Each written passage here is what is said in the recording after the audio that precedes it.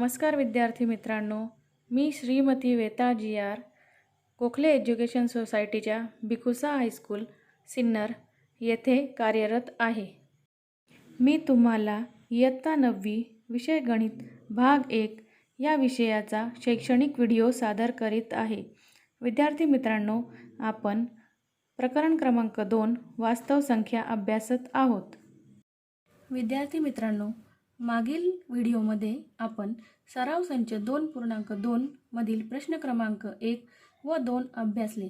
आता आपण प्रश्न क्रमांक 3 अभ्यासू. प्रश्न क्रमांक 3, वर्गमुळात 5 वर्गमुळात 10 या संख्या रेषेवर दाखवा. बघा, आपण इथे एक संख्या रेषा काढली आहे. संख्या रेषा L आकृतीमध्ये L या संख्या रेषेवर OA बरोबर 2 एकक घेतलेले आहे. OA हे अंतर 2 एकक आहे. त्यानंतर AB बरोबर 1 एकक, AB बरोबर हे 1 एकक आहे आणि कोन OAB बरोबर 90 अंश, म्हणजे कोन OAB हा 90 अंशाचा आहे. म्हणजे इथे हा त्रिकोण तयार झाला, तर तो काटकोन त्रिकोण तयार झाला आहे. त्यामुळे आपण इथे पायथागोरसचं प्रमेय वापरू शकतो. बघा, त्रिकोण OAB या काटकोन त्रिकोणात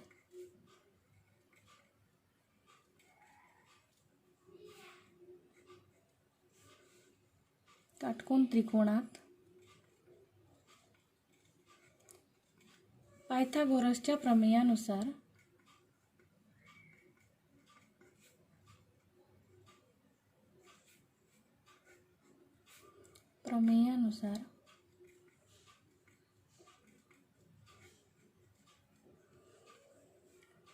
बघा, बाजूंचा वर्ग बरोबर कर्ण वर्ग असणार इथे, म्हणजेच OB वर्ग बरोबर OA वर्ग अधिक AB वर्ग. बघा, इथे OA हे आहे 2 एकक. OA 2 एकक आहे, म्हणजे 2 चा वर्ग अधिक AB हे 1 एकक आहे. इथे 1 चा वर्ग, म्हणजेच 2 चा वर्ग असेल 4 अधिक 1 चा वर्ग 1 बरोबर 4 अधिक 1 5. हे मिळालेले आपल्याला OB वर्ग. आता याचे वर्गमूळ घेऊ, म्हणजेच OB बरोबर वर्गमुळामध्ये 5. बघा, आपल्याला प्रश्नामध्ये दिलेले आहे की वर्गमुळामध्ये 5 ही संख्या रेषेवर दाखवा. आता ही आपल्याला OB मिळालेली आहे वर्गमुळात 5. बघा, म्हणजेच हे अंतर O पासून B चे अंतर हे वर्गमुळात 5 असणार आहे. तर आता आपल्याला हे अंतर मिळालेले आहे वर्गमुळामध्ये 5. आता आपल्याला हे संख्या रेषेवर दाखवायचं आहे, या L रेषेवर दाखवायचं आहे. त्यासाठी आपण काय करणार, तर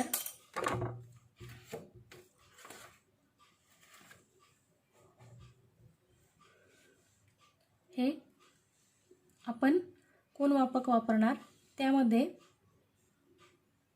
कंपास वापरणार. आता आपण यामध्ये अंतर घेणार, O पासून B पर्यंतचे अंतर घेणार.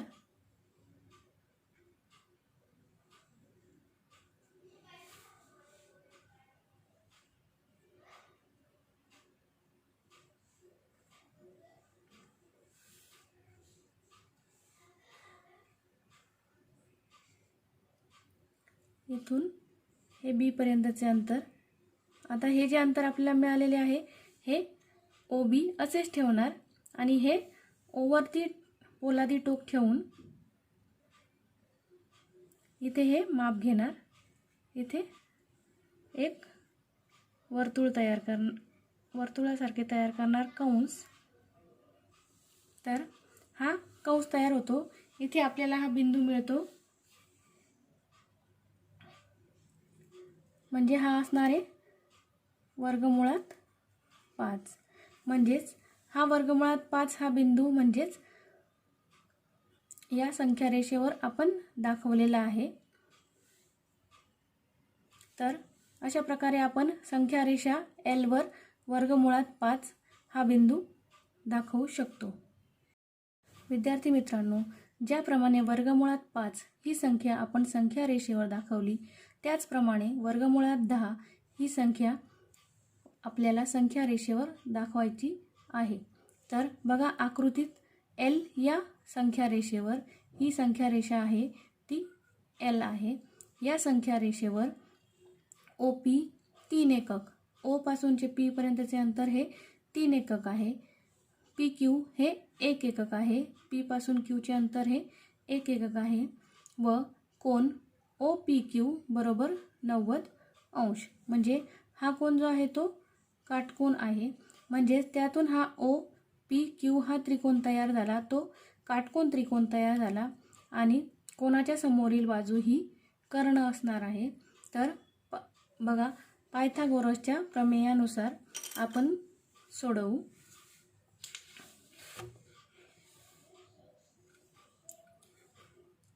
त्रिकोण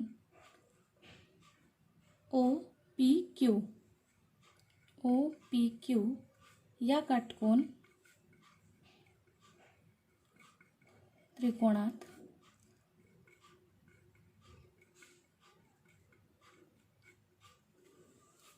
पायथागोरसच्या प्रमेयानुसार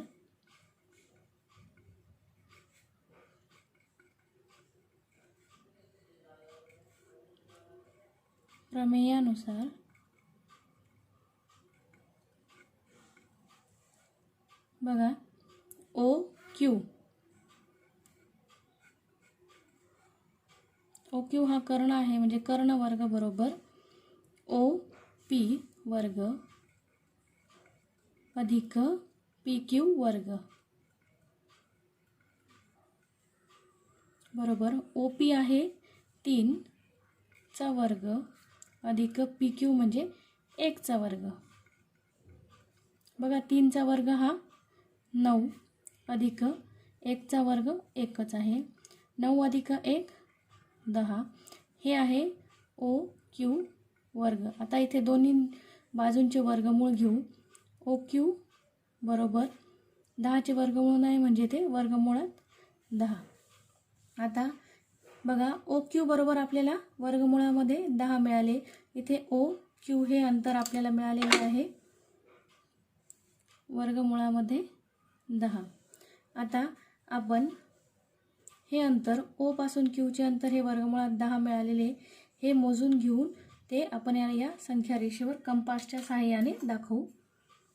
बघा हे पोलादी टोक O वर ठेवायचे आणि हे अंतर Q पर्यंत घ्यायचे आणि इथे हा एक कंस काढायचा त्याच मापाचा.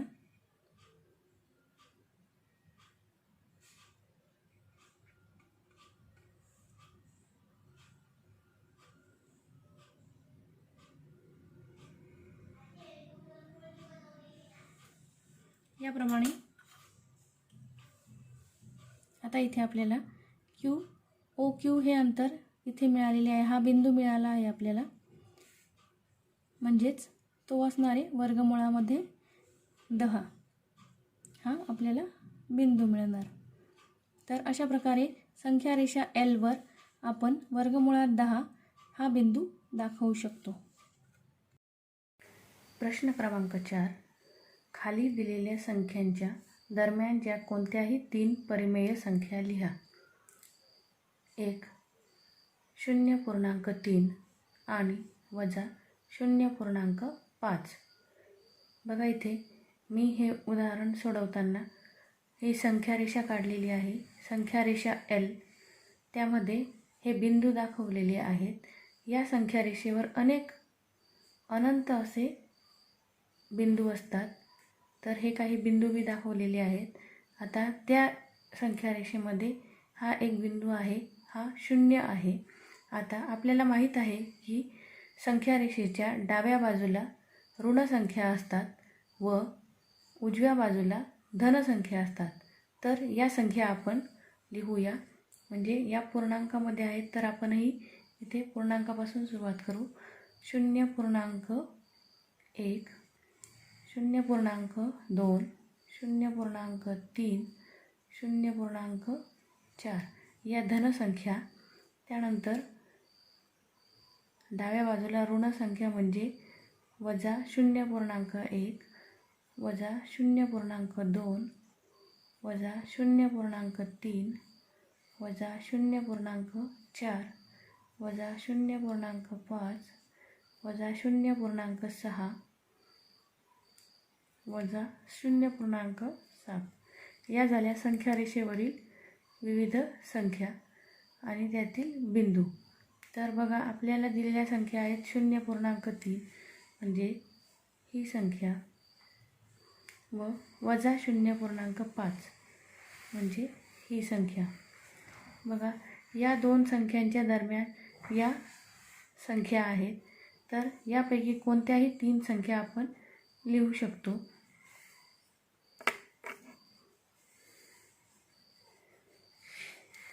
तर आपण उत्तर लिहू. उत्तर बघा आपण कोणत्याही 3 संख्या घेऊ शकतो. आता मी इथे घेते वजा 0.4, वजा 0.2, 0.1 या 3 परिमेय संख्या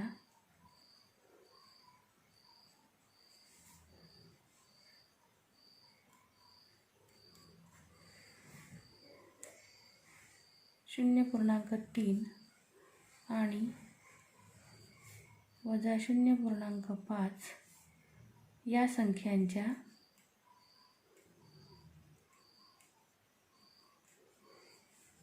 दरम्यान आहेत.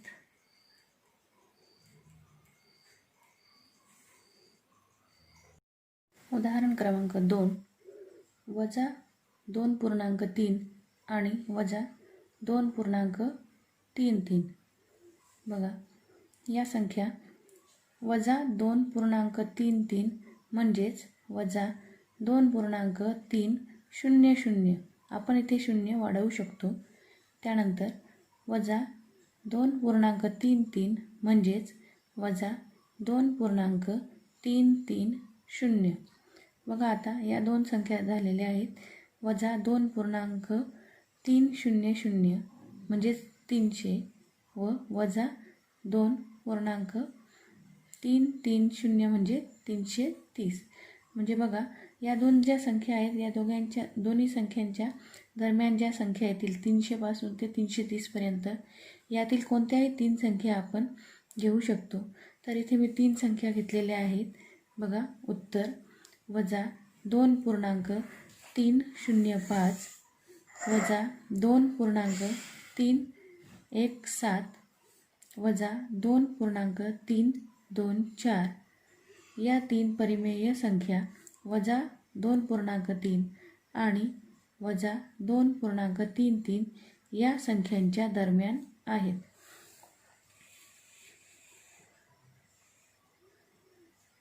पुढे उदाहरण क्रमांक 3 5.2 आणि 5.3. बघा इथे 5.2 म्हणजेच 5.20 आपण इथे 0 वाढवू शकतो कारण इथे पूर्णांक आहे. पूर्णांकाच्या पुढे आपण संख्यांच्या पुढे 0 वाढवू शकतो. त्यानंतर 5.3 म्हणजेच 5.30 म्हणजेच 30. बघा इथे 20 आणि 30 या दोन्ही संख्यांच्या दरम्यान ज्या 10 संख्या येतात म्हणजे 21, 22, 23, 24, 25, 26, 27, 28, 29 या ज्या संख्या येतात त्या आपण लिहू शकतो.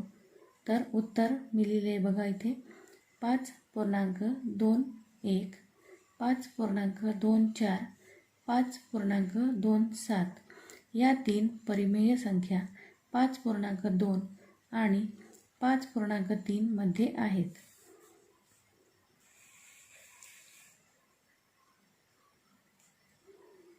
पुढे शेवटचे उदाहरण, चौथे उदाहरण, -4.5 आणि -4.6.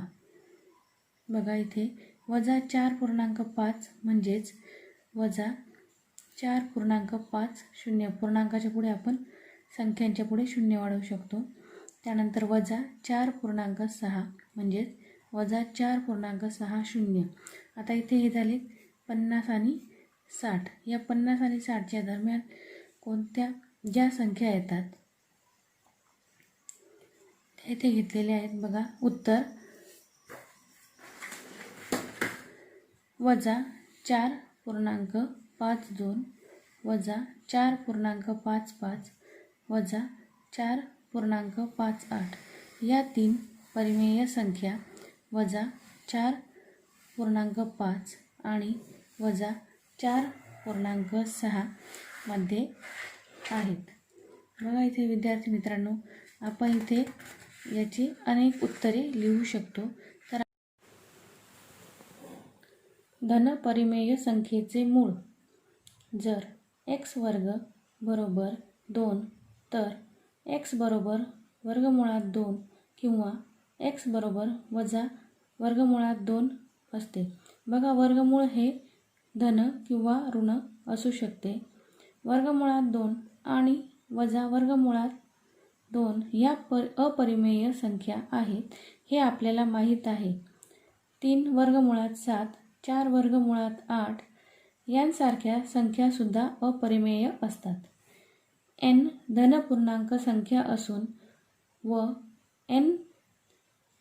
x बरोबर a असेल तर x हे a चे n वे मूळ आहे असे म्हणतात. हे मूळ परिमेय किंवा अपरिमेय असते. बघा आपण इथे उदाहरण बघू. 2⁵ बरोबर 32 म्हणजे 2ला 5 वेळा गुणले असता आपल्याला 32 हे उत्तर मिळते. म्हणून 2 हे 32चे 5वे मूळ परिमेय आहे.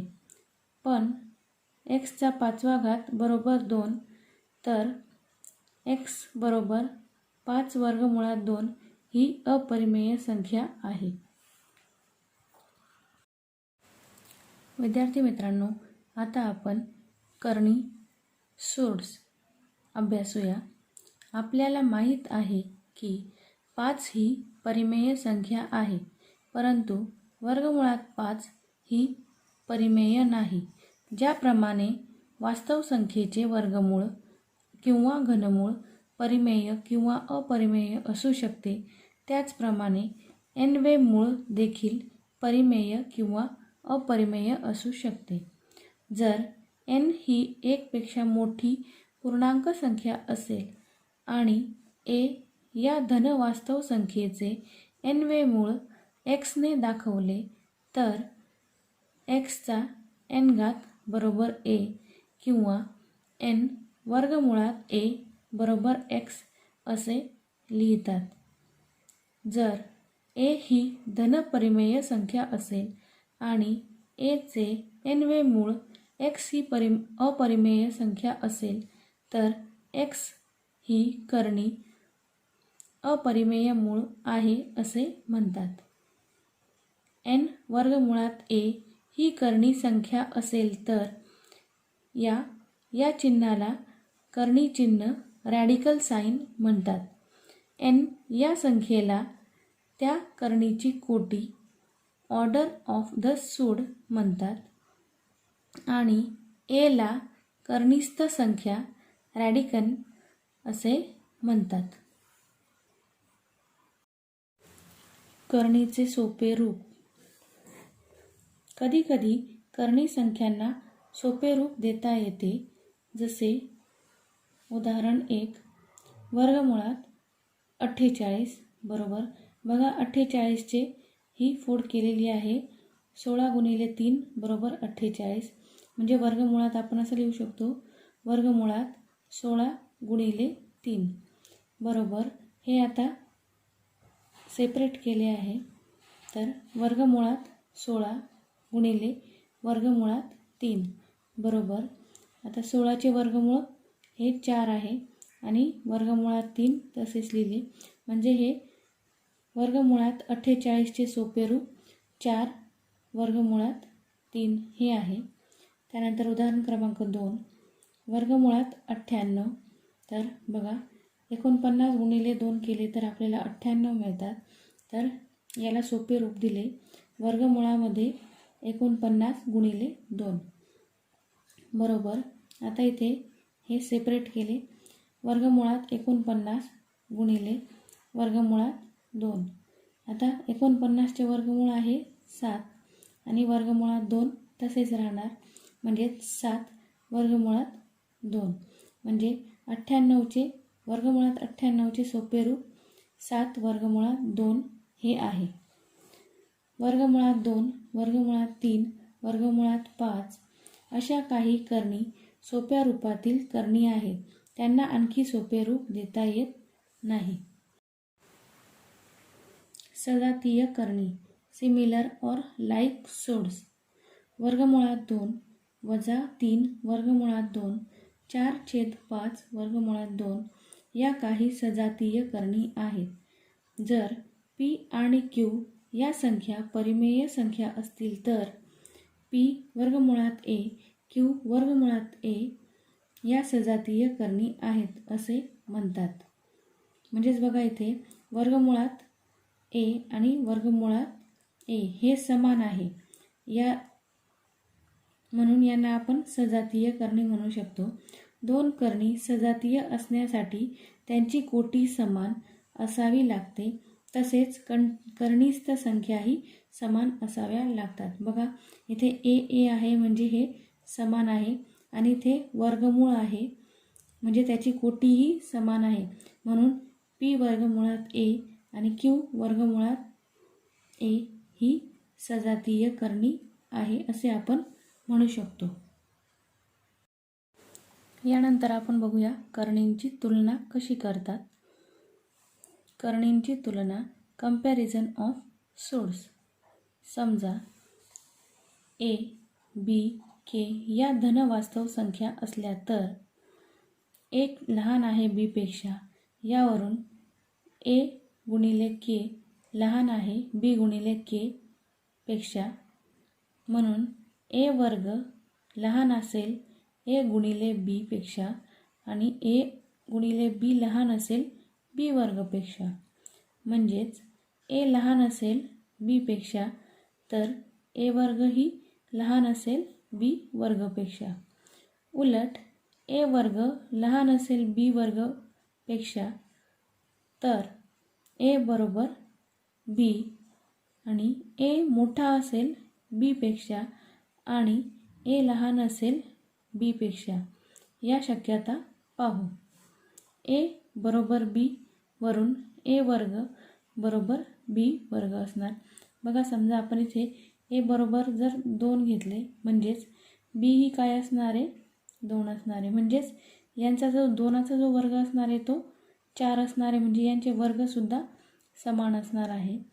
a मोठा आहे b पेक्षा वरून a वर्ग मोठा आहे b वर्गपेक्षा मिळते. म्हणजेच बघा इथे a जर मोठा आहे, समजा a हा 3 घेतला आणि b हा 2 घेतला तर या दोघांचे वर्ग ही a चा वर्ग हा मोठा असणार आहे. म्हणजे इथे 3 घेतला म्हणजे a चा वर्ग आपल्याला हा 9 मिळणार आणि b चा वर्ग 2 म्हणजे 4 मिळणार. म्हणजे 9 मोठा आहे 4पेक्षा मिळते.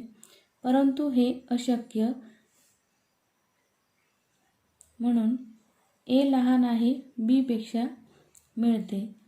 म्हणजेच a वर्ग लहान आहे b वर्गपेक्षा तर a लहान असेल b पेक्षा. येथे a आणि b या वास्तव संख्या असल्याने त्या परिमेय संख्या किंवा करणी असू शकतात. याचा उपयोग करून दोन करणींमधील लहान मोठेपणा आपण तपासू शकतो. विद्यार्थी मित्रांनो, आता आपण करणीचे परिमेयीकरण कसे करतात ते अभ्यासूया. करणीचे परिमेयीकरण, रॅशनलायझेशन ऑफ सोड. दोन करणींचा गुणाकार परिमेय संख्या येत असेल तर त्यापैकी कोणत्याही एका करणीस दुसऱ्या करणीचा परिमेयीकरण गुणक रॅशनलायझिंग फॅक्टर म्हणतात. बघा, आपण इथे एक उदाहरण घेऊया. वर्गमुळात 2 या करणीला वर्गमुळात 2ने गुणले असता, म्हणजे या दोनही अपरिमेय संख्या आहेत, तर त्यांना गुणले असता म्हणजे वर्गमुळात 2 गुणिले 2 बरोबर वर्गमुळात 4 मिळतात. वर्गमुळात 4 म्हणजेच काय असते तर 2. ही आपल्याला परिमेय संख्या आहे, म्हणून वर्गमुळात 2चा परिमेयीकरण गुणक वर्गमुळात 2 हा आहे. त्यानंतर उदाहरण क्रमांक 2 बघूया. वर्गमुळात 2 गुणिले वर्गमुळात 8 हा गुणाकार करा. वर्गमुळात 2 गुणिले वर्गमुळात 8 बरोबर 2 गुणिले 8 16 होतात, म्हणजे वर्गमुळात 16 म्हणजेच वर्गमुळात 16 म्हणजेच 4 ही परिमेय संख्या आहे. म्हणून वर्गमुळात 2चा वर्गमुळात 8 हा परिमेयीकरणाचा गुणक आहे असे आपण म्हणू शकतो. त्याप्रमाणे तर 8 वर्गमुळात 2 ही करणीसुद्धा वर्गमुळात 2 या करणीचा परिमेयीकरण गुणक आहे, कारण वर्गमुळात 2 गुणिले 8 वर्गमुळात 2 म्हणजेच बघा 8 वर्गमुळात 2 गुणिले वर्गमुळात 2 वर्गमुळात 2 आणि वर्गमुळात 2 यांचा गुणाकार 2 येणार, म्हणजे 8 गुणिले 2 बरोबर 16 असणार. म्हणजे 16 हा काय झाला तर परिमेय संख्या ही आहे. म्हणून आपण इथे 8 वर्गमुळात 2चा वर्गमुळात 2 हा करणीचा परिमेयीकरण गुणक आहे असे आपण म्हणू शकतो. गृहपाठ सराव संच 2.2 मधील सर्व उदाहरणे गणिताच्या वहीत सोडवा. धन्यवाद.